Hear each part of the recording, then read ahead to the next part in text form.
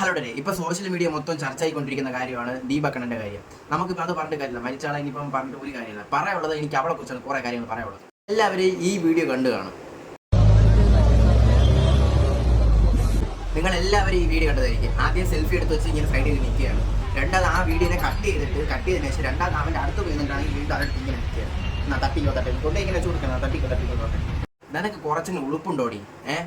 നിനക്ക് അങ്ങനെ ഒരു സംഭവം ഉണ്ടെങ്കിൽ നീ അവിടെ നിന്ന് ആദ്യം അവിടെ നിന്ന് മാറി നിൽക്കുക, അല്ലെങ്കിൽ നീ അങ്ങനെ പ്രതികരിക്കുക. ഒന്നും ഇനി ഇതുപോലത്തെ 3 സംഭവങ്ങളുണ്ടായി. എൻ്റെ അറിവിൽ ഞാൻ മൂന്നാമത്തെ കാര്യമാണ് ഇത് അറിയണത്. മൂന്നാമത്തെ ഇത് തൊട്ട് മുമ്പ് എന്തൊരു പേര് ഒരു കൊച്ചി അതിൽ ആരും പ്രതികരിക്കുന്ന വീഡിയോ ആരും ഇടാറില്ല. ഇങ്ങനെ ഉണ്ടാകുന്ന സംഭവം മാത്രം എടുത്താൽ സോഷ്യൽ മീഡിയയിൽ നിന്ന് അവിടെ അവൻ അങ്ങനെ ചെയ്ത് ഇങ്ങനെ ചെയ്യുന്ന സംഭവം മാത്രം അങ്ങോട്ട് ആരും പ്രതികരിക്കുന്ന വീഡിയോ ഇതുവരെയും പുറത്തറിയില്ല. എന്നിട്ട് എന്തെങ്കിലും ചോദിക്കുമ്പോൾ ഞാൻ പ്രതികരിച്ച് എന്നിട്ട് ആ സംഭവങ്ങളൊക്കെ അതെന്തുകൊണ്ടാണ് ആരും ഇടാത്തത്? ഒന്നാമത്തെ കാര്യം, ആ ബസ് നല്ല തിരക്കുണ്ട്, എല്ലാവരും നിൽക്കുകയാണ് ചെയ്യുന്നത്. ആ കൊച്ചു നിൽക്കുകയാണ് ചെയ്യുന്നത്. സ്വാഭാവികമായിട്ട് ഒരാളുടെ കൈ അങ്ങോട്ട് എടുക്കുമ്പോൾ സ്വാഭാവികമായിട്ട് തട്ടുന്നുണ്ട്. ഓക്കെ, അതിനെ വേറൊരു രീതിയിലാക്കി അതിനെ ഒന്നെങ്കിൽ അങ്ങനെ തട്ടിയപ്പോൾ അവൾ എന്തെങ്കിലും പ്രതികരിക്കണമായിരുന്നു. അല്ലെങ്കിൽ അവിടെ നമുക്ക് മാറി നിൽക്കാനുള്ള ഒരു സംഭവമുണ്ട്. മാറി നിൽക്കുക, വീണ്ടും അതിൻ്റെ അടുത്ത് തന്നെയാണ് കയറി നിൽക്കുന്നത്. എന്തുകൊണ്ട് നിൽക്കുന്നത്? അല്ലെങ്കിൽ അവിടെ നിൽക്കും, ആ സമയത്തിന് പ്രതികരിക്കുക, അതും ഇല്ല.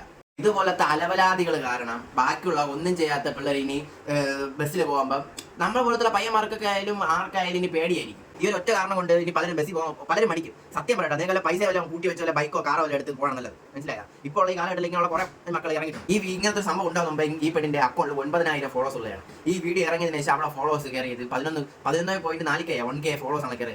ഇങ്ങനത്തെ ഒരു സംഭവം ഉണ്ടായിട്ട് ആടെ ഇവിടെ ഫോളോ ചെയ്യാൻ പോകുന്നത്. നിനക്ക് വീഡിയോക്ക് റീച്ച് വേണമെങ്കിൽ വേറെ എന്തൊക്കെ വേണ്ടി ഒരാളുടെ ജീവിതം വെച്ചാണ് റീച്ച് ഉണ്ടാക്കുന്നത്.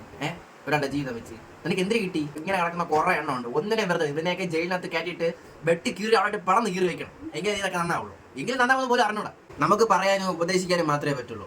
ആരെയും കൊണ്ട് നന്നാപ്പിക്കാനോ ഒന്നും ചെയ്യാൻ പറ്റില്ല. പിന്നെ നിനക്കുള്ളത് വഴിയെ നിനക്ക് കിട്ടിക്കോളും.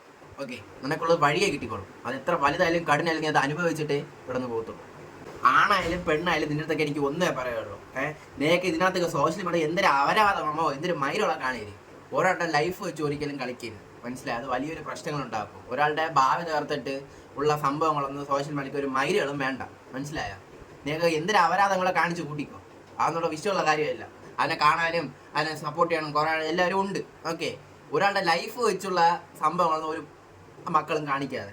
എനിക്കതേ പറയുള്ളൂ. മരിച്ചു പോയെങ്കിലും ദീപക്കണ്ണൻ ഒരു കാര്യം പറഞ്ഞത്, നിങ്ങൾ മരിക്കേണ്ട ഒരാളല്ലായിരുന്നു. ഇതുപോലത്തെ കുറേ മക്കളെ അവർക്ക് തിരിച്ചണ്ണാക്കി കൊടുക്കുന്ന രീതിയിൽ നിൽക്കുള്ള ഒരാളായിരുന്നു. പക്ഷെ നിങ്ങൾ പെട്ടെന്നുള്ള ഇതായിപ്പോയി. ചിലപ്പോൾ നാണക്കേട് ഉണ്ടായിരിക്കാം. നിങ്ങൾ തെറ്റൊന്നും ചെയ്തിട്ടില്ല, നിങ്ങൾക്ക് നല്ലതുപോലെ അറിയായിരിക്കാം. പിന്നെ എന്തിനാണ് അങ്ങനെ ചെയ്തത്? അതെന്ത് മാത്രം ഇതായിരിക്കും നിങ്ങളിപ്പോൾ കാണുന്നുണ്ടായിരിക്കും. വേണ്ടായിരുന്നു, മരിക്കണ്ടായിരുന്നു പറഞ്ഞിട്ട് കാര്യമില്ല. ഒന്നും നമ്മളെ കയ്യിലല്ല ഇരിക്കുന്നത്.